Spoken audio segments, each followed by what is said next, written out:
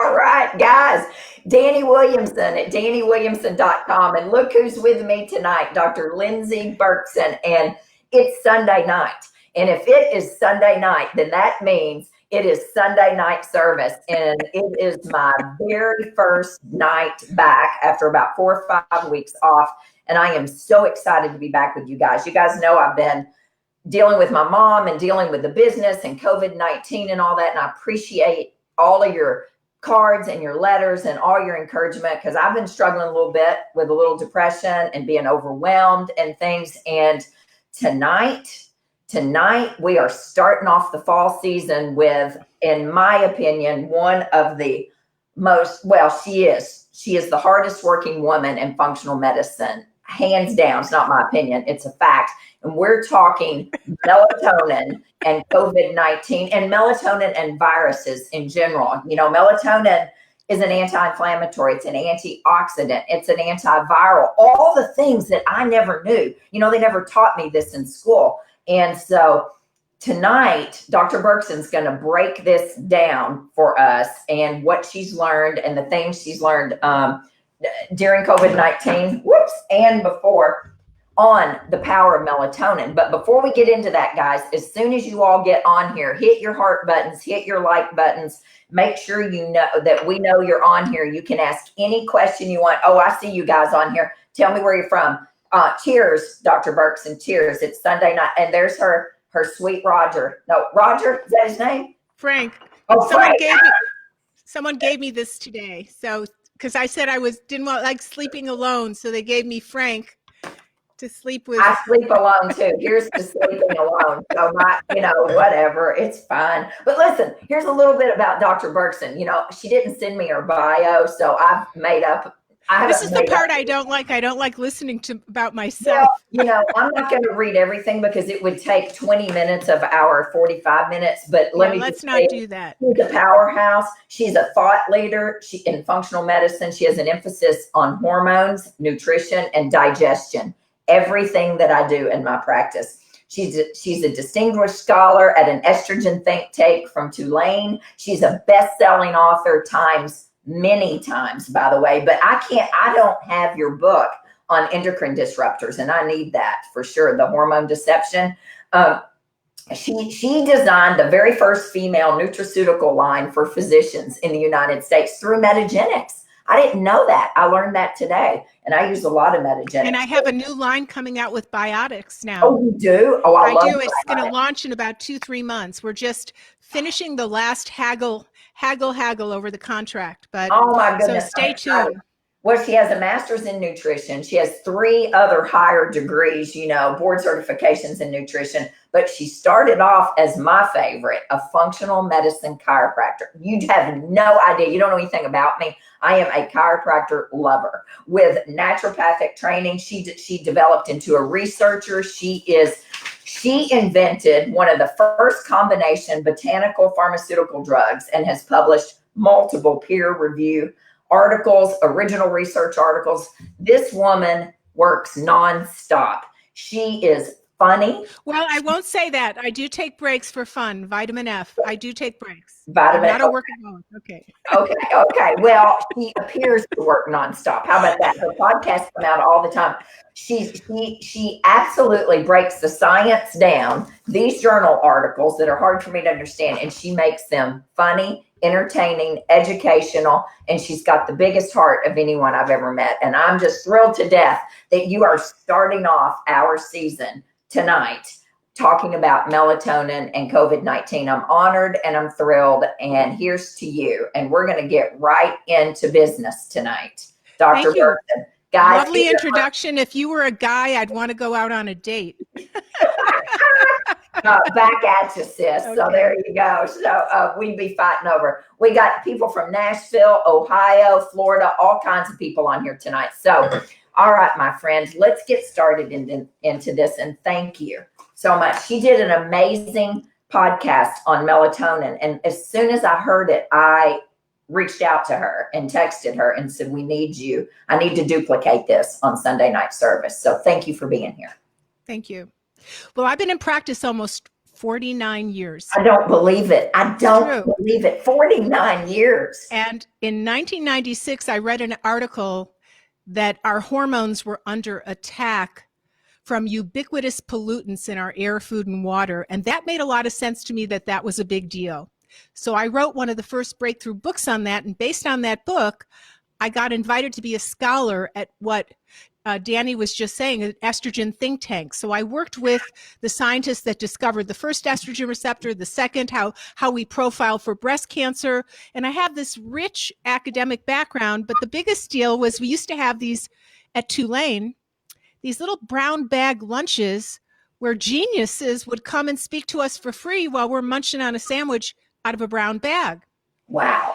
And there was a physician, he was an MD, PhD, his name was Dr. Rask, David Rask, and he was making his whole career about melatonin. Wow. I had just developed breast cancer and was battling it. And what he was describing were these unusual job descriptions of melatonin. We think of it as a sleep hormone. Right. But Correct. actually it has a global, which you're going to learn tonight. And he was sharing that melatonin has multiple pathways by which it blocks the occurrence of a primary breast cancer and then the occurrence of a secondary recurrence.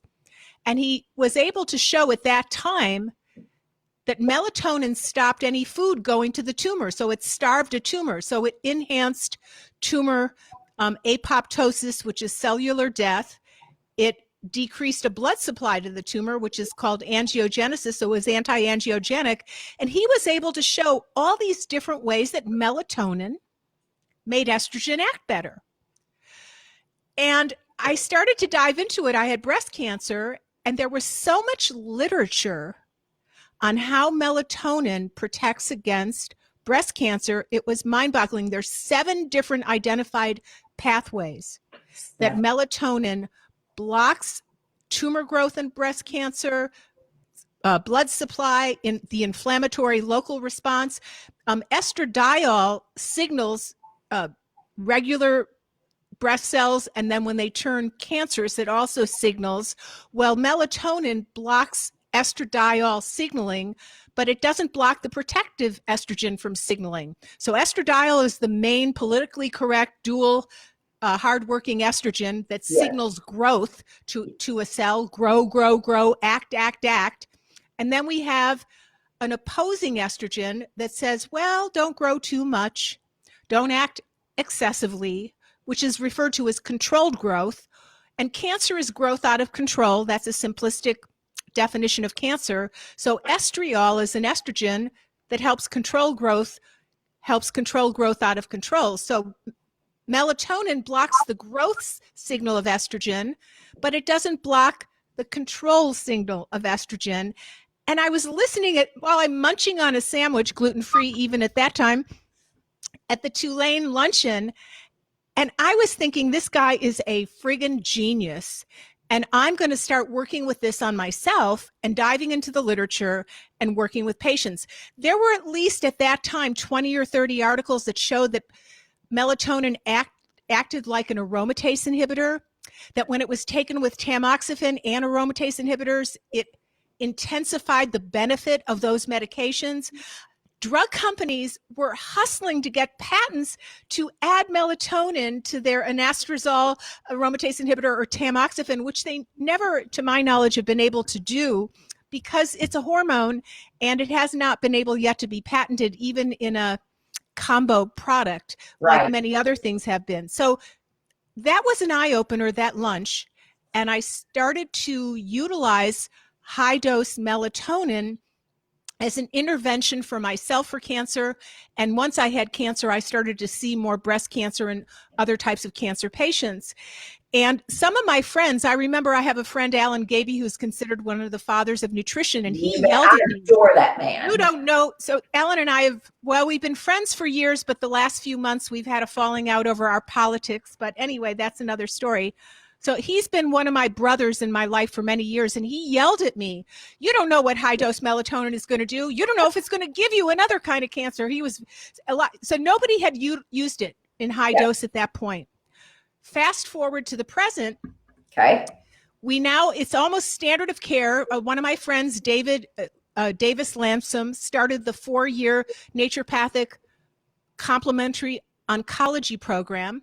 He and I rafted the Grand Canyon together, and we're old friends. A lot of us in functional medicine go back to a small little nucleus of people about 50 years ago. So we've all kind of aged together, but we've had a love and a passion for many decades.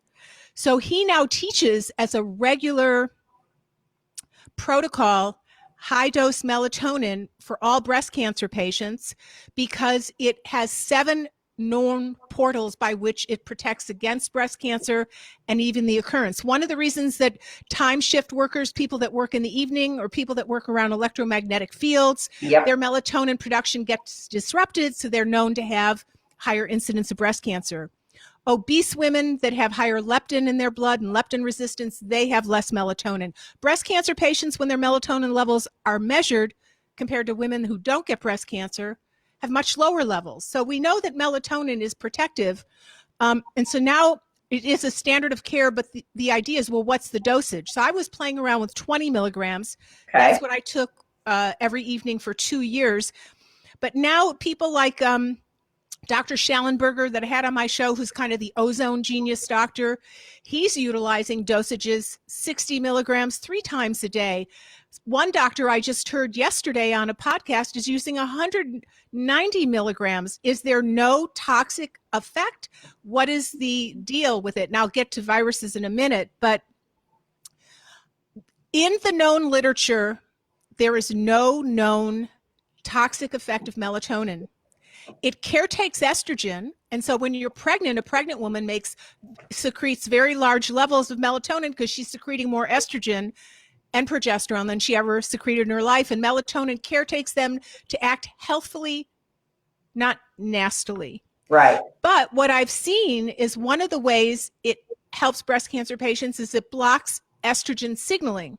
So what I've observed but not read in any of the papers is that if you take more melatonin than you need and you're premenstrual and you're still needing estrogen signals, or you're on hormone replacement when you're older, it can shut off. I've seen some women take so much melatonin that it gave them premature menopause, which was reversible once they went off that high dose of melatonin because they blocked their estrogen production. It is an estrogen blocker, an anti-estrogen blocker, but of the growth estrogen, not of the control growth anti-cancer estrogen, estriol.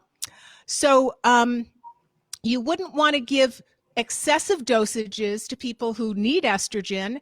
If a man is taking 190 milligrams that I heard on this podcast yesterday from a renowned physician, they're going to be having all their estrogen signals blocked, and all men and women have exactly the same hormones, but in different dosages. And estrogen in a man still protects his heart, protects his brain, protects his kidney. So if you completely block estrogen, that's not a good thing. So it's not like it has a toxic adverse effect, but it is an estrogen blocker. And if you take more than you need for the circumstance that you're in, you might be blocking some of your protective signals of estrogen. And so I don't know if you want to ask something, or I should go into the virus thing of it, but was that a good introduction of melatonin? That's a fabulous introduction. One question, which you may answer once we're in the viruses, when you were taking high dose melatonin, were you taking immediate release or were you taking sustained release? Because I've read different things, or were you doing a combination? I always like to do the combination. I like to use melatonin active and sustained release, but when they teach it now in the oncologic complementary naturopathic 4-year course, it's a 4-year course to learn how to treat people with cancer and learn what nutrients you can take when you're in chemo, what nutrients are contraindicated when you're in radiation, etc. They recommend all fast acting, that's what they feel, and to take it more often throughout the day. So there's a lot of people that say different things, and there's different reasons to use different combinations. Certainly when you're using it for sleep, the best way is to take a combo of fast acting and sustained release. So melatonin is made in the pineal gland and secreted into the nervous system and the cerebral spinal fluid. And then it goes to the kidney and liver where it's processed and made into metabolites. Each of those metabolites has actions. So that is what it's most well known for. It's very low. That production out of the pineal gland is low during the day because it's a sleep hormone. Right. In this way we look at it. And then it's supposed to make a lot during the night so we get a good, deep restorative sleep. And the most production is from 2 a.m. in the morning to 4 a.m. in the morning. So if you're one of the people who wake up between 2 and 4 and you can't go back to sleep, that's a flashing red light that something is going on with your melatonin production. That says to you that you certainly need sustained release melatonin, because if you take a fast relief, it's only going to work 11 o'clock at night, midnight, and then it's pretty much done. So if you want to get it sustained from 2 to 4 a.m., which is the time that you make it. So melatonin keeps you in sync with the planet. Right, right. And Mother Earth, we are supposed to be in an intermingled one-on-one relationship with Mother Earth. And the hormone that's the middle woman for that is melatonin. So we think of melatonin as either a sleep hormone in that way, or if you're going to travel out of the country and you want to not have jet lag, we think of it as using it to overcome jet lag by the action of it being a sleep hormone. But that is only one itty bitty little bitty job description of melatonin. And it's shocking to hear its larger uses. So besides it being made in the pineal gland, which is a robust amount made at night to keep us sleeping and in sync, it goes down during the day so we can be up, and it goes up at night so we can lay down. That's right. But it's all, so its pathway of production throughout the body is called melatonergic pathway. Mm-hmm. And the pineal production that you just heard is only one arm of that pathway. That's right. You make melatonin all throughout your body, often equal, if not more, than the pineal gland makes for local activity. You make it in the cells that line your intestinal tract, so it prevents leaky gut. It's a very active player in keeping your gut from being very leaky. We now think that one of the reasons that people who have much more vulnerability to COVID, diabetes, obesity, hypertension, most of these people have excessive permeability of their gut wall, damaged gut wall, and with that, they don't have much melatonin production. That's right. And as you're going to learn, is melatonin is preventative in COVID and also helps in the treatment of COVID. But melatonin is produced in the retina. Mm-hmm. It's produced in all of your white blood cells, your natural killer cells, your T lymphocytes, your white blood cells. It's a big part of your immune system. And one of the real shockers, energy is everything. You bet. If you are really fatigued, life is like inhabiting one planet where you feel like you could hardly get anything done. And you feel pretty hopeless and frustrated because you have no energy to do anything. And then there's the other planet where you have tremendous energy, and then the world is your oyster. Yes. If you have all the energy you want, you can look at a list of things to do, and they're not daunting, they're exciting. Yes. Well, you make energy in organelles called mitochondria, and it turns out that melatonin allows mitochondria to produce energy, and it helps in the production of ATP, which is the final production of energy. Yes. It allows the membrane potential, the electrical force of the mitochondria to operate, so it keeps it functional. It's like, you have the app on your phone to run everything in your house. Melatonin is like the app on your physiology to run your energy. And it especially does that in your gut wall. It's mitochondria in your gut wall that are fed and caretaked by melatonin. And we think of butyrate as being a short chain fatty acid that healthfully feeds your gut wall. So you could you've talked about ghee, or you talk about taking butyrate capsules, or you talk about consuming resistant starch from potatoes, resistant starch from raw green bananas, glutamine, all these things to boost butyrate. But why is butyrate feed enterocytes, the cells that line the gut wall?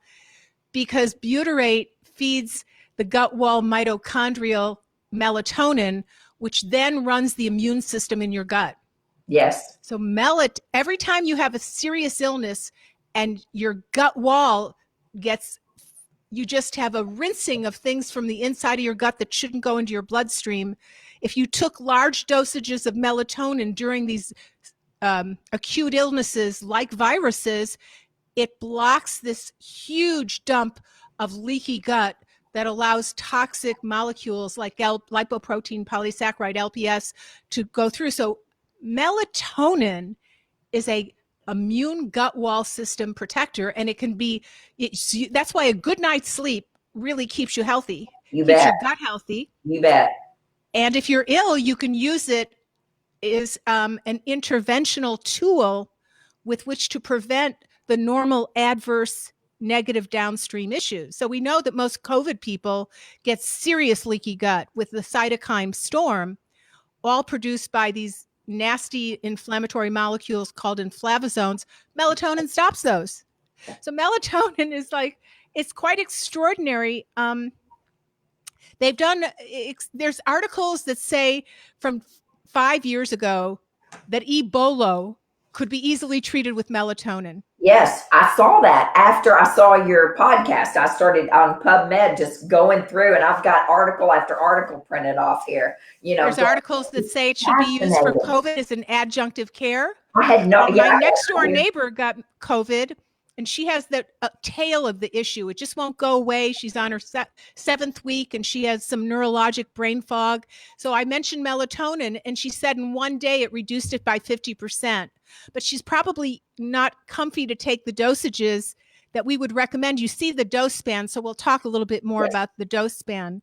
But when they expose mice to paralyzing viral toxins, they'll have a control group that are exposed to these, and they go into paralysis and then die. But if they're pre-treated with melatonin, about 85% of them, they just waltz through the event as though they weren't exposed to this potentially lethal toxin. So maybe one of the reasons that some people, it's multifactorial, but maybe some reason that one person gets COVID and has serious, terrible things happen to them and the other person doesn't is because the amount of melatonin their own body is able to make, or the amount that they've had, because your life right now in this nowness is an accumulation of how you've lived over the last so many years. Yes. And how you've been eating, how you've been thinking, the supplements you've been taking, how much you've been sleeping deeply, or how much melatonin you've been taking.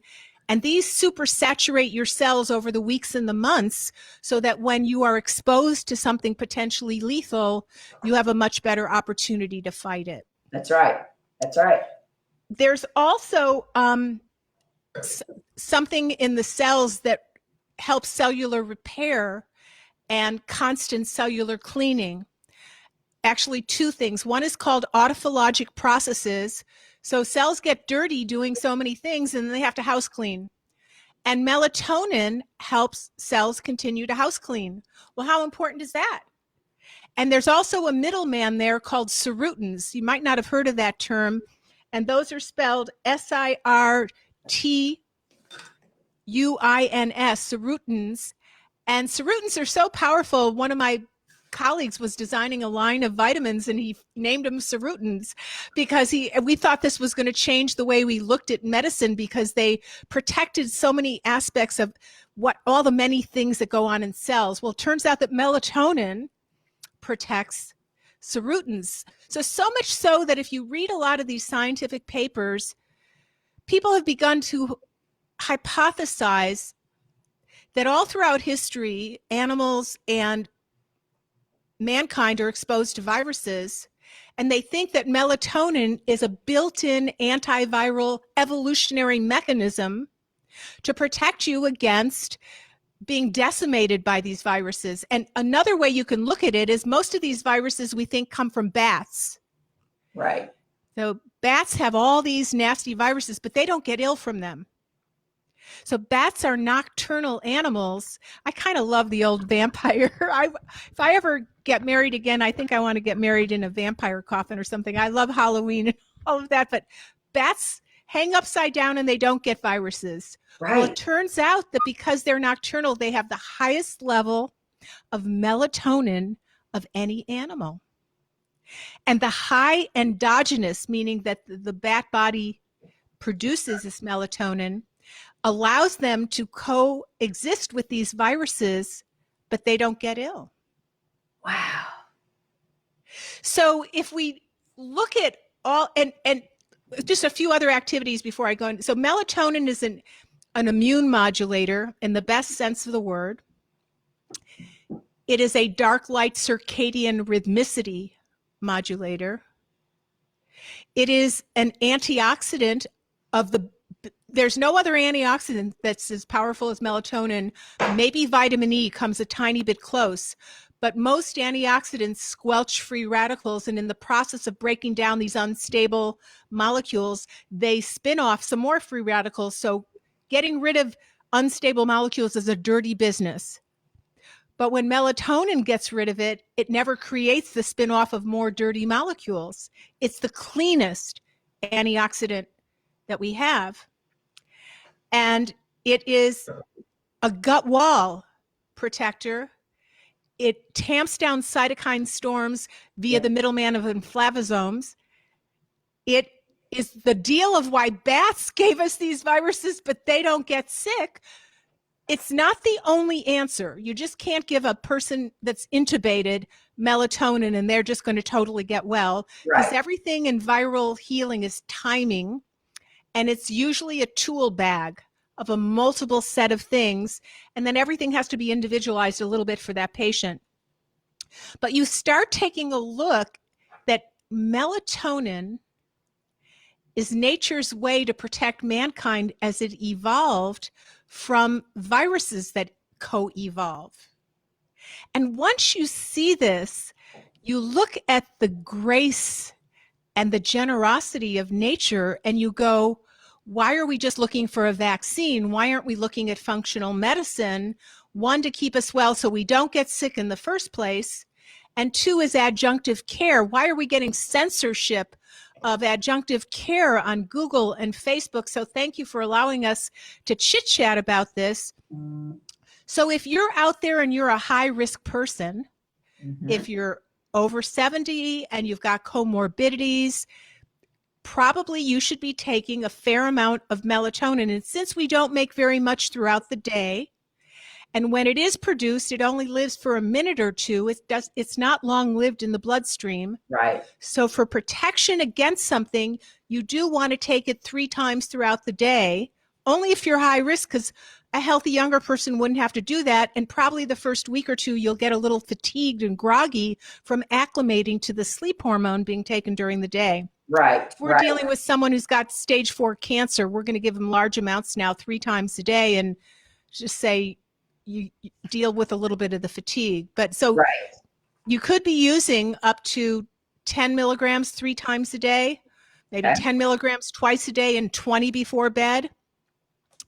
Whereas the typical person, when they're playing with it to just treat sleep issues, might be 1/3 of a milligram or 1/2 of a milligram. So there's huge spectrum differences of dosing. Yes. Yes, there is. And you hear all kinds of things, right? Everything from 0.25 milligrams, to 20 milligrams. I mean, in the office, we use several different melatonins, but 5 milligrams, I do a sustained release from Zymogen, and this is from my office, and I use it, a 5 milligram sustained release right here. But when's the ideal time to take it? Like, just for the normal person who's just trying to, is it an hour before bedtime or 4 hours before bedtime? When should you take it? Because melatonin starts to rise as the sun's going down. Ideally, in a perfect world, it does that. So we'd like you to take it a half hour before you go to sleep and to chew it up. Even don't bother paying the extra money for a chewable because it's too much. I usually chew it. Right. And what you could do is you could do a fast release chewed and then a sustained release and take two, Yes. depending on what you're doing. But usually you take it a half hour before you go to bed. And if you chew it a little bit, it'll work within a half hour. If you don't chew it, it'll take about an hour to work. So if you're just swallowing it, you want to take it an hour before you go to bed. Okay. And we do use, there's very little contraindication, but once again, if you take more than you need, it'll tamp down your estrogen signaling. So much so that if you take enough of it, it will get you to stop menstruating. It'll cause amenorrhea. Well, that's what one of the ladies, we have a whole lot of questions on here, but one woman said, if you are taking hormones because you're in menopause, should you avoid taking melatonin because it will affect the estrogen? No, you just want to take probably about 5 milligrams. And if you go over 5 milligrams, if you're a high risk COVID person, you might just see you're different. Are you getting a little, so I've been having a number of shows on this, and I started experimenting and upping my dosage of melatonin. I was taking 5 milligrams. And then because I was interviewing doctors that were using vast amounts, I went to a much higher dose. And I've been on hormone replacement for 22, 23 years. So, I started getting hot flashes at night. So I had to up my amount of estrogen replacement so now I'm a high risk person. I guess I'm going to say I'm in my 70s, and I've been around for a long time, and I had a lot of illness in my youth, and I have the youth in my older age I never had when I was younger, but I'm high risk. So I started upping my melatonin, and rather than it blocking, I just needed to up my estrogen a little bit so I could get the benefit of both. So you just need to understand that there's that interplay, because it does block some of the E2 or estradiol signaling at the estrogen receptor. Correct. Now, which is why it's so useful in some breast cancer and some other cancer, hormonally driven cancer cases. I didn't know that. And I have a 54-year-old with breast cancer right now who just went through treatment, and I'm getting ready to give her a call. Actually, they'll tell you should be off of it before surgery. They'll tell you should be off of it during chemo and radiation. It's not true, but they don't know all the nuances. And some things are contraindicated. So they obviously wisely say, just don't take any herbs or nutrients, but it isn't true with melatonin, and they won't know that. So just so you know, you have to make your own decision. Yes, but we recommend that people continue their melatonin. And so one lady is talking about here before we get into this. She's talking about blood pressure. She's on blood pressure medicine and cholesterol meds. Is there any contraindication to that? Because no, there's no contraindication to that. No, it's so non-toxic, but you need estrogen. So if you block all your estrogen signals, that becomes a stress. Menopause is a stress. You bet it is. We're going to talk about that in a couple of weeks. So I'm so excited, you and me. So yes, menopause is a stress. Holy cow. Not having sufficient. So basically, we're taught that hormones run sex and reproduction, and we should only worry about them more at the later end of life with perimenopause, menopause, andropause. But that's not really accurate. Hormones are foundational. They run the whole entire kit and caboodle. You bet they do. They run epigenetics, they run your brain. That's why my last book was called Sexy Brain, because sex steroid hormones run your brain. They run your gut, they run your kidneys, they run your vocal cords, they run your lungs, they run your so melatonin helps your mitochondria make energy, and estrogen protects mitochondria from damage. So melatonin and estrogen work hand in hand. Many of the hormones intermingle and work as a family. And part of the problem with hormones is a lot of people go to a doctor and they measure 3 hormones and they just measure the level, when hormones are a much bigger tapestry of complexity, and every single hormone affects another hormone. So I like to run a humongo hormone panel, which I have outlined in that book. So did that answer that question? Yes, it did. Yes, it did. Okay. Let's get back to viruses, because we're going to have another sip of scotch here. Okay. We're scotch and Scout and Cellar wine. So we're going to have a whole hour, guys, on hormones with Dr. Berkson on the 16th. So you guys hit your heart buttons and your love buttons and all that. Oh, that's so sweet. Let me get Frank. Yeah, we have a ton of questions here that we'll go over later afterwards. But I'll keep talking here. So the other thing that melatonin, you have to understand that when you have a huge illness, so there's two phases of COVID. There's Yes. the first phase where your innate immune system kicks in, and that's dependent. How well you do that depends on how well you've been eating, how much zinc is in your red blood cells, how much B vitamins, how much vitamin A. That's right. And mushrooms are, when we take mushrooms are just divine, out of the gods to help protect innate immunity. So innate immunity is how well you've been living. And That's pigments play a role. So resveratrol and quercetin, all of these nutrients. And you can't just suddenly start taking them on Monday and have better immunity on Wednesday. They're really an accumulation of your life. So it's always good to start taking some of these things. You don't have to take them every single day so you feel a victim to your supplements. So if you're not really, really ill, I like to have people take them Monday through Friday and have the weekends off. If they're very ill, then they need to take them every day for a few months. So it depends on where you're coming from.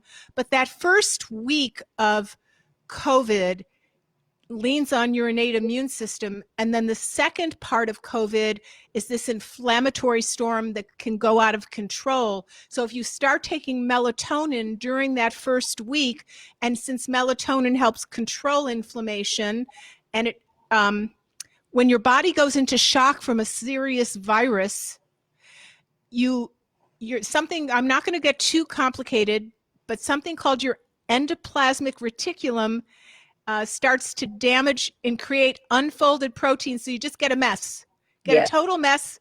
And those are the people that go downhill and need to be intubated because they have all this shock and inflammatory, which is now referred to as the cytokine storm. But that is blocked if there is in your tissues from living and taking it over the last month or two. And that's one of the reasons I think they're using melatonin now, or trying to, in the ICU. And they just can't get enough in that very angst-filled survival situation. You needed to have been living and building up your reserves of it earlier on. So it really helps diminish the cytokine storm. And so COVID, we first thought was just a respiratory virus that was awful. It caused a terrible pneumonia. So it is a respiratory virus, but it's also what's called a vasculotropic virus, which means it affects the lining of the blood vessels and it forms micro and macro clots. And then so it then goes from the lungs with clotting damage to the rest of your body, creating clots in the rest of your body and damage in the rest of your body. And the virus tends to hook on with a spike protein to cells that have ACE receptors on them. And you have ACE receptors in your kidneys, you have ACE receptors in your heart. And if there's more melatonin around, right around the locale, if you have more melatonin reserves in your heart, more melatonin reserves in your kidneys because you've been taking it, you will have less of this vasculotropic or downstream tissue damage. And that's one of the reasons on my radio show, I had these 8 ER ICU docs, and they put a protocol together called Math Plus. And the hospitals that they're working at, nobody's dying from COVID and nobody is being intubated. They get ill, they're severe, but then they get well. And what they're doing is they're using IV vitamin C, not a lot, 3 grams every 6 hours, which 3 randomized trials came out in November, December from Wuhan. They were using that with some benefit on their patients in China. And then they give an anti-clotting medicine because part of the damage downstream from the lungs to the rest of your body are from these clots. Right. And then because melatonin isn't enough at this time to be the powerful anti-inflammatory that we'd like by itself, they give usually a nebulized amount of an anti-inflammatory, busanamide, or some people are using dexamethasone. It could be a wide variety, but tamp down the inflammation. If you already have plenty of melatonin in you, you're probably not going to get to the point where you have an ICU doc scratching their head over your body trying to figure out how to tamp down your inflammation, because you've already set up the tools inside your body, God willing, from my lips to God's ears, for you to be protected, which is what these conversations are about, right? You bet. You bet. This is about prevention. And, Your body is designed to heal itself. I tell people that every day, but you've got to give it what it needs, and you have to do it preventatively. You can't do it in a crisis. Doesn't work as well in a crisis, which is exactly what you're saying. Now, I wrote an article on COVID in March, and Yes, it got you did. published in April. So it's at my website for free, drlindseyberkson.com. And it got published in the Townsend Medical Letter for their June issue. And it got translated into Spanish and French and taken up by a lot of hospitals over there, where they contacted me and they learned about all these things, because in France and Spain, they didn't know. And in most of our American hospitals, they didn't know about a lot of these things. But there was an interesting study that I discussed in that article. So the French government had contacted a number of scientists in January, and they were looking for cures for COVID. And they ran a study called the Marseille study. And they had 4 arms. The first arm, they did nothing. There was a control arm. The second arm, they gave hydroxychloroquine.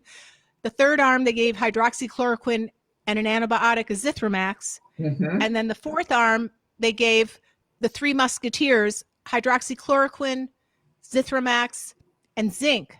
And they were able to show that in 1 week, in the first week, if you start this early on, by the 7th day, the threesome, the 3 musketeers, hydroxychloroquine, zithromax, and zinc, reduced the viral load by 95%.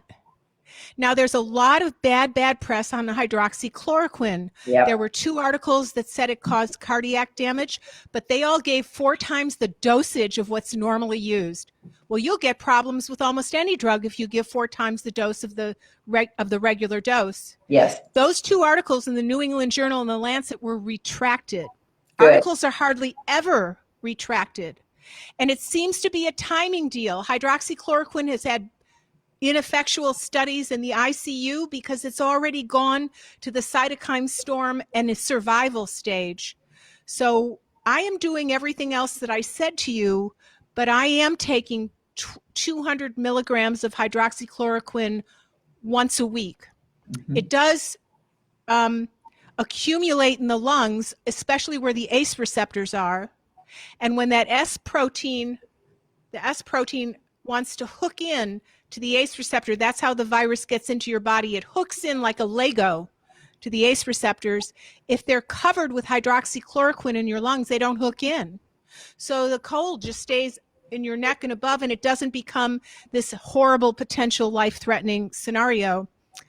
Now, I'm only taking 200 milligrams once a week. There's a debate about the prophylactic dose, and some people are getting closed down if you even discuss hydroxychloroquine. I mean, what kind of censorship do we have here? I know. But I was tired of living totally alone in my home, afraid in this web of fear. So I decided, besides taking all the supplements and eating well, I put that on, and that, just taking that, just brought my fear down to a more doable level, that I could merge a little bit more with humanity, social distancing and with a mask, but not have that. I was walking around with fear, and it was making me somewhat depressed. And just starting that once a week has removed that veil for me and made me feel a lot better. Well, we were talking before this. I have it in my cabinet in there. I have it, and I have lupus, and I don't take any medicine for the lupus. I mean, I've managed it with my diet and supplements. And I mean, I was diagnosed in my 30s. So, and I'm 54. So, and I was started on things initially, but I haven't taken it yet. So, because I didn't want to take 200 milligrams a day, the way it's dosed, but I have it.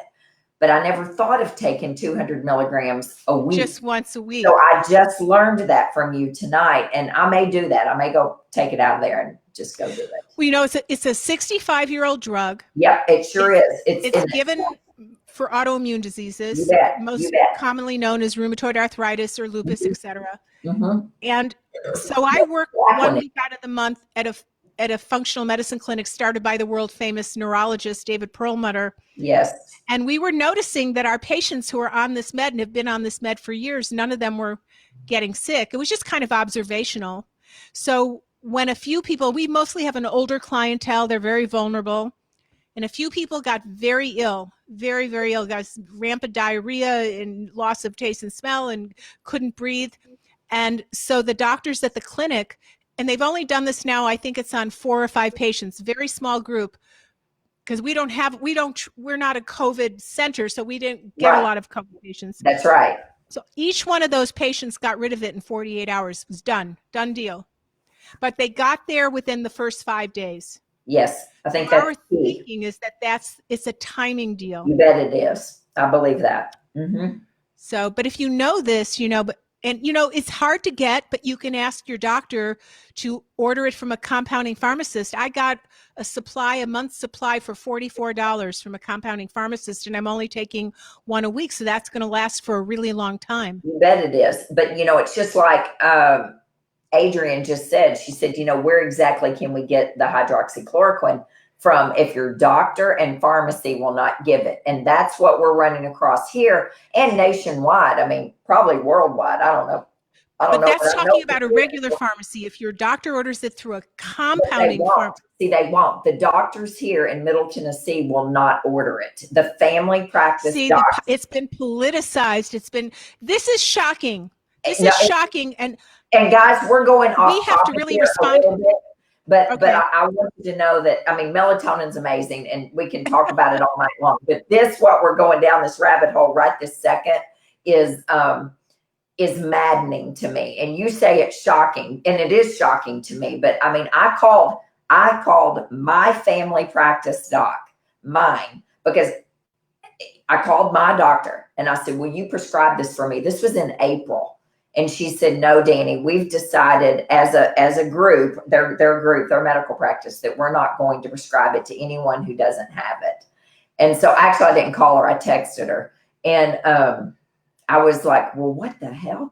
And so, that was the first time I'd heard of it and somebody not prescribing it. So I said, well, that's no big deal. I'll text somebody else who would do it. And he did. He sent it in for me, and I have the prescription. I've had it here since April, but I'm hearing it day in and day out from my patient. Let me tell you how crazy this is. Hydroxychloroquine is a drug used to fight malaria. You bet. So all over the world, in places where malaria is still a problem, it's sold over the counter. Yes. It's sold in Indonesia. It's sold in Africa. It's sold in Iran. It's an over-the-counter in the vitamin section of most. So anyway, we don't need to belabor that anymore. But what's happening is that medicine is getting politicized, and the political fallout has made this difficult. But it's something for you to just keep in your head. If you've been really worried, really scared, it's something for you to ponder. Just ponder. All we're doing is knowledge is power. You bet. And then once you hear something, if you decide that you could kind of investigate it and see, if you could work with Dani or someone close by, if that makes sense to you. Yes. You can read my article, and in my article for free, it's got this discussed in it. You bet. You bet. We're going to talk about that at the very end on how they can get in touch with you and read everything you do. Yes. So, melatonin and viruses, specifically COVID-19, we've talked about the dosing schedule, and there's been a whole lot of people talk about, what about for children? Have you had that question? What would you do for children? Of course, children, and I don't know how old these people are talking about here, but they do better than the average bear. Well, children have very, very healthy ACE receptors. As you age, your ACE receptors age. And as you get comorbidities like diabetes, hypertension, your ACE receptors just go limp. Then they're very easily invaded. That S protein can easily stick into them. So children have these robust ACE receptors, which the S protein can't get into. But there is a rare typical multi-inflammatory, like a Kawasaki syndrome in children. That's a multiple inflammatory illness. So you want your children to eat well. Yes. And if they do have sleeping issues, maybe give them 1/4 or 1/2 of a milligram of melatonin, and just you want to make sure everyone has good vitamin D levels, because vitamin D is the lower levels of vitamin D, the more severe you get COVID if you do get it.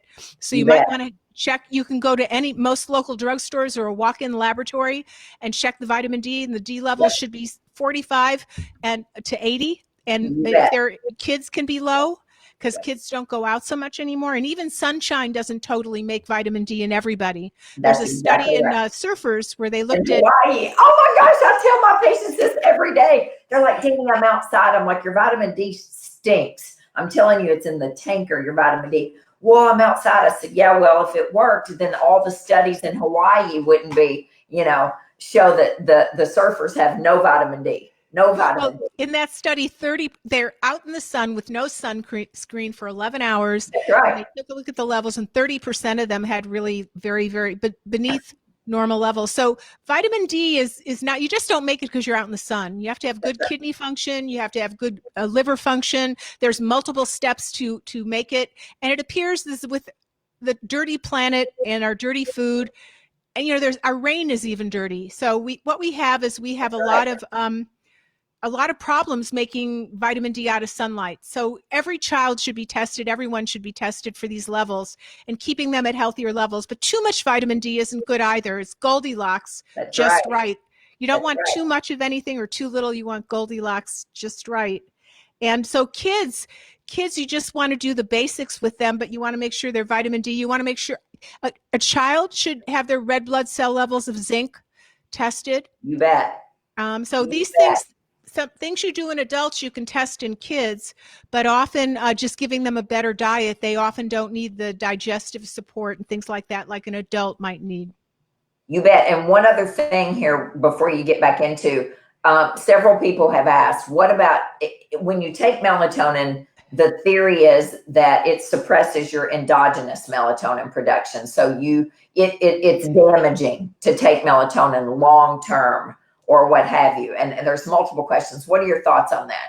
I love this question. So when we did cadaver dissection in school, we did like 2.5 years of cadaver dissection. So we looked at a lot of pineal glands. You make your nocturnal, and you don't make it just in your pineal gland, and there's no way of checking what's going on in your gut or your retina or your white blood cells. But in the pineal gland, we would have people in their 30s that had completely crystallized. You could take the scalpel and hit the pineal gland, and it was like hitting a piece of glass. So you have to understand that because of all of our electronics and our EMGs and our toxic planet, most of us don't have pineal glands that secrete generous amounts of melatonin. That's so the right. idea that you're going to block melatonin production is a really, really old idea, and it doesn't really support our needs at this moment where we need it to protect us from COVID and all the many different things that you've heard about. Now, some people make generous amounts of melatonin, but less and less people do because the planet is more and more toxic. So I don't worry about that. I worry about the individual, the condition that we're treating them for.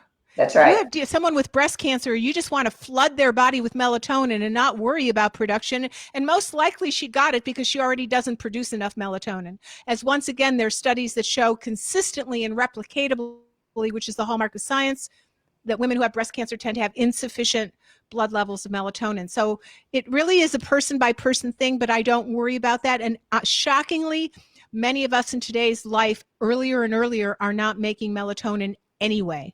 That's right. You're right. And actually, in one of these articles that I was reading today, it says that only 5% of our melatonin is actually produced in the pineal gland, and many other in the pineal gland.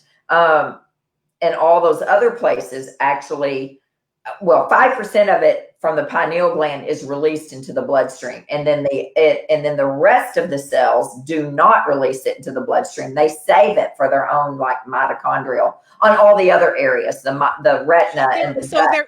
So that's called intrachronologic production of a hormone, where it is produced in a peripheral tissue. So let's say like in the lining of your gut, that's a peripheral tissue from the brain. Yes. It's utilized in that peripheral tissue, and then it's broken down in that peripheral tissue. So it's local production, local use, and local breaking down. I've never really seen 95% to 5% or this or that. I don't know. It doesn't mean that that's not true, but we do know that these local productions make more melatonin than your pineal gland makes. For example, and that happens a lot in the body. We know women's ovaries make estrogen, but actually the cells that make stomach acid secrete, they take a precursor, and they make estrogen in the stomach and then send it via the portal vein to the liver to help detoxification. So your stomach cells make almost as much, if not more, estrogen in both men and women than ovaries make. So people, endocrinologic hormone production, not endocrinologic, which is, so endocrinology is a gland makes a hormone. Yes. And it squirts it out like a toothpaste tube in the bloodstream, and then it travels somewhere to have an action. And that's what we think of when we think of hormones. Yes. But there's this whole other world of hormones where they're made locally, work locally, and then broken down. And there's no way at the moment to clinically test for that, but they're a big part of our health, and that's called endocrinology. So there's endocrinology and intracrinology, and probably in the next 20 years, we'll want to see if we can have more tests and things for that to look at local peripheral production, because at the moment we don't have it, but in academics, in the laboratory, they have it. So that's an exciting new, anyway, I'm maybe getting off topic, sorry. I don't know. It's okay. It's okay. They're fascinated. As Julie says, I could listen to this all day. Are you enjoying this, everybody? Yes, they are. I cannot tell you how many comments are up here. It's unbelievable. And, is it safe to take long term? Yes, she did say that. There's no toxic effect, but remember, it does suppress E2, estradiol. It just helps protect it, so it's part of keeping estrogen safe. But if you take more than your body needs, you might shut down a little bit of the estrogen production than you want. So I know I was the guy that was on the podcast that he's taken 190 milligrams a day in a male. Estrogen really helps the cardiomyocyte, the basic functioning of the heart, to beat and be very healthy. Men need estrogen, not too much, not too little, but just right. So if they take more than they need, they might get a little bit of heart stress, but maybe they're in stage 4 pancreatic cancer and the heart stress is not the issue. Go take some CoQ10 and cardiac glandulars and let's just get at that tumor. So it depends on the situation, risk versus benefit. That's right. That's right. That's right. Okay. So what else? What else do we have to say about melatonin and viruses and COVID-19? What else? Well, it's if you go into PubMed, which is the National Institute of Health abstracts, and sometimes they give you the whole journal. So you just go to pubmed.gov or .org, and you just put in melatonin and viruses. They'll pop up a whole list of titles that give you an idea of what scientists are looking at. So it'll say, melatonin is an adjunctive treatment for COVID. Melatonin is a treatment of COVID. Ebola, melatonin is an inexpensive treatment for Ebola. A review of melatonin and viruses. So this has been around since about 2013. There's a great review article that came out of the Italian Journal of Pediatrics, and they first started really taking a look at using melatonin to treat a variety of the viruses, and appreciating that the reason that bats don't get it is because they're the most flush organism on the planet that has so much melatonin. So it's really something that it's a shame if you don't look at it. It's a shame if you're not on it, because it doesn't have genotoxic or adverse effects, and it's something that's easy to take, and you can experiment with the dosing and see how you feel the next day. Remember, it caretakes mitochondria, so if you take the right dose for you, you should the next day start feeling a lot better, improved energy. You might feel a little groggy in the morning if you're getting used to a higher dose, but in the day you should have much more energy because it protects your energy organelles. And remember, if anyone has leaky gut, yes. And I like to, you can measure that with a zonulin in the bloodstream or an add-on on a comprehensive stool, but I guess the blood test is supposed to be the most sensitive. Yeah. You want to give melatonin because it really helps protect they're single cells that make up the gut wall, and they're kind of fragile, and melatonin helps protect these enterocytes. You bet. I think we're I don't know. Is there anything else? Are there any other? We're about at it, Yeah, it doesn't hurt your thyroid. Someone's asking if melatonin hurts your thyroid. Only if you take a bottle of it and hit yourself in the throat really hard. I hope you don't mind, but this is our life. We don't know if tomorrow we'll get hit by a car, so we want this to be informative. We also want this to be heartfelt and connected That's and fun. exactly right. So I And hope you don't mind that we make this. I got mine in my mouth. I'm going to take it So with wine fun. right now, which means I have to go to bed about 8 o'clock. I haven't taken. So someone asked if where does melatonin come from? Well, there are a few foods that are very high in melatonin.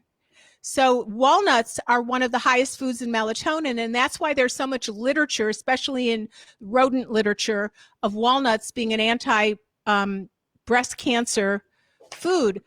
There's a toxin that they can give to rodents that 100% of the time causes, in rodents it's called mammary tumors, not breast tumors. So it's called DMBA.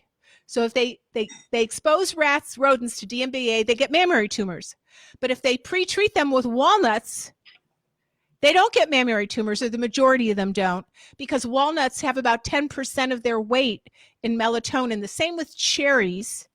And there may be a few other foods that I don't know, but I wrote a blog on this, and somebody wrote me back that they'd always had a lot of trouble sleeping no matter what they did.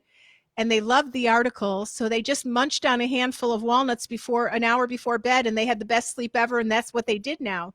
So walnuts are pretty much an extraordinary food. And I like to make walnut pate, or just dip a walnut into a dash of maple syrup, which is a great prebiotic, and use food as great sources of melatonin too. You bet. Hey, look here. Mary just said that pistachios are very high in melatonin. I didn't know that. I didn't know that. I didn't know that either. I just took my melatonin with wine. I'm sure it's fun. Everything clean crafted organic wine is good. So wine and water, if it's good enough for Jesus, it's good enough for me. So I have to tell you the story. I've got this rare peat moss scotch on hand here. So I was, the world is in chaos right now. It's chaos. Yes, it is. Guys, if you have to log off, go ahead and log off. I totally understand, but we're talking right now. Okay, so I'm going to finish up here. So yeah. So tell me. So I have a lot of doctors and specialists and experts on my show, but I thought I wanted to try and get the Dalai Lama on to talk about the chaos. So I couldn't get the Dalai Lama, but I got his best friend, who's a famous mystic. And it took me about a long time since the beginning of the pandemic to get him on the show to talk about what does this mean for humanity.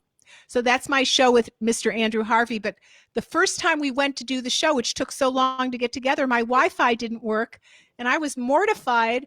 And I said, oh, well, can you reschedule? Can you reschedule? And he was so elegantly generous. He said, I looked you up. I took a look at your books and what do you do? And I set this hour aside. So why don't we just hang and get to know each other? Why don't you have a drink that you like to drink and I'll drink my favorite drink and we can just get to know each other. And I said, what's your favorite drink? And he held up, he said, Lafroig Scotch. It tastes like peat moss. So I said, I've never heard of it. So he says, go to a liquor store, come back and we'll hang. So I ran to a liquor store with my mask on. I barely put myself in the door because it's my local. I know the people that own it. I got a bottle, came back, and we hung out for an hour. And then he graciously recorded a show the next week. But now it's my favorite drink, recommended by the mystic Andrew Harvey, Lafroig Scotch. Andrew Harvey is the Dalai Lama's best friend. Yeah, his other best friends are Dani Williamson and Carolyn Meese. He invited me now to go hang with him and Dani Williamson and Carolyn Meese in Chicago. Well, there you go. I know, but he said bring a bottle of Lafroig Scotch. Hey, how do you spell that scotch right there? It's Lafroig, F-R-O-I-G, Lafroig. And you can taste the peat moss from the aisle near. Really? Yeah, it's quite extraordinary. And I've never been a Scotch drinker before, but here I am talking about melatonin sipping. Well, there you go. Oh my gosh. I am so honored to have you tonight. I mean, they have had a ball. These people, when this is over and you're tagged in this, you'll have to, yes, Cindy, you can get your melatonin from me. We have it at the office. I mean, we keep it. I have all kinds of melatonin actually that's coming in this week, but I standard keep in stock a 5 milligrams sustained release. You can come to the office, you can get it online, whatever. I mean, melatonin, there are some melatonin's pretty much melatonin. Don't you agree? I mean, there are metabolites of melatonin, and melatonin, a good night's sleep makes you feel better because tryptophan goes to melatonin, goes to serotonin. Yes. So serotonin that makes you feel calm comes from melatonin. You bet And it then does. serotonin can go back and cycle and make more melatonin. So it interplays, and its metabolites interplay. So there's a dance. There's a melatonergic dance throughout your body that's for another conversation on a galaxy far, far away. That's right. And we will talk about that. But yes, we are a lot of fun, Deanne. We are. We're two single women, in Texas and Tennessee. And why the heck we're still single, I'll never know. I mean, we love good wine and good scotch, and we're stinking funny, and we're self-sufficient. We make our own money. I don't know where the problem is. Someone wrote, after this gets out, we won't be able to find it like toilet paper. That's exactly right. I love that. That's great. Right. Okay, this is great. I love your comments. Any final words that you have to say about melatonin? And then we're going to get into, what's coming up, and then you coming in, on August the 16th. But anything else you want to say that you missed on your notes? Well, one of the important things is that it's available over the counter. That is a grace. That is a grace. And I work with patients all over the world, and in some countries they can't get this.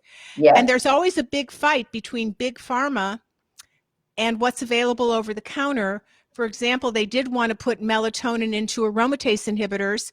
Melatonin makes glutathione and all of the powerful antioxidants work better. So there have been people who want to take it out of the over-the-counter status. So it's really a grace that we can just walk into a store. You can go to Dani's clinic. You can go online and order it. So when you go to the voting booths, try and vote for people that want to maintain your rights to these things so that you can help heal yourself, in my opinion. Amen to that. I agree. So, listen, Dr. Berkson, she's still practicing. So you're still taking patients, right? Yeah. Yeah. So you can reach out to her. Tell them, how can they find you? How can they find your podcast, your website, everything that you do? Okay. So my website, if you go to my website and sign up, drlindseyberkson.com, DrLindseyBerkson. And at the bottom of each page, there's a little blue line. If you click on it, you become a free member of my tribe. And when I have classes and courses or new books or whatever, you find out about it. I also have my podcast there. You could also hear it on iTunes, Spotify, Apple Play, Google Play. It's all over the place. But if you're not comfy with any of those, you can get to my podcast through my website. I also have blogs that I write about all kinds of articles and different things. I have 21 books out, but I write my blogs. And on Facebook, I have a very active posting at Dr. Lindsey Berkson, where I post every day. I wake up and go into the medical literature for about 2 hours. And I've been doing that for about 30 years. And I connect the dots and put in posts, and I often put in the references or the citations and also motivational things. So you can reach me on Twitter at Berkson Health, on Facebook at Dr. Lindsey Berkson, on my website, drlindseyberkson.com, and my radio show is Dr. Berkson's Best Health Radio, which you can get to through my website or any of the podcasts.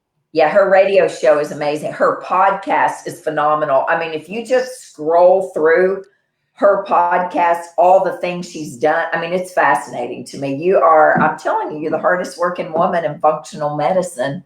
I think you are. You wrote that to me, and it meant so much to me to be seen. Everybody wants to be seen. And that meant a lot to me that you said that, Dani. Was one of the reasons I decided to come on and do this with you on a Sunday night, because I was hanging out with my friends at their pool all day. I had to drag myself and come here. And it was because that statement spoke to my heart, and I wanted to have this heart-to-heart time with you.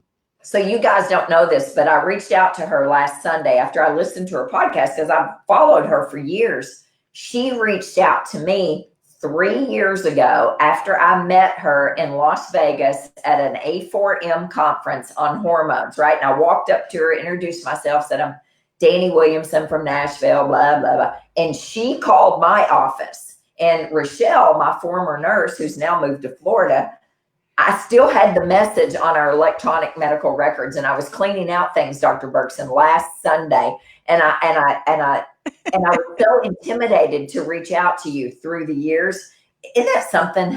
But I believe things happen. I always thought you were special, and I met you. I thought you were adorable and special. So, and when you get to be this old, things happen when they happen. They just happen. I'm glad that we finally made it work. So that's great. Yeah, me too. So, and I am honored. And I texted her. She replied right back. Those bubbles started popping up immediately.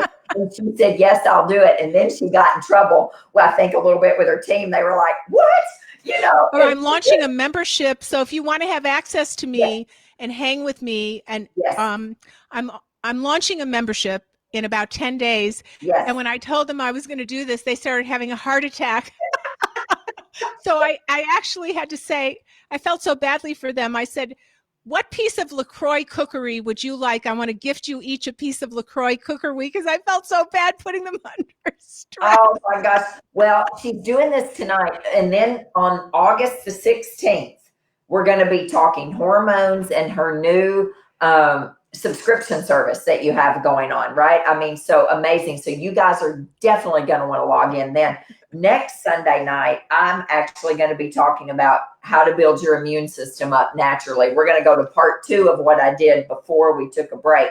So that's next Sunday night. And then on August 30th, Biocidin is actually, Biocidin, I love Biocidin or Biocidin, however you say it. They're going to be on, their naturopathic doctor is going to be talking to us about building your immune system with, using their products and things. And I'm a big fan of that. But you guys, we love you. We went over 11 minutes and you guys are all just talking nonstop on here. And I appreciate you. Thank you, Dr. Berkson.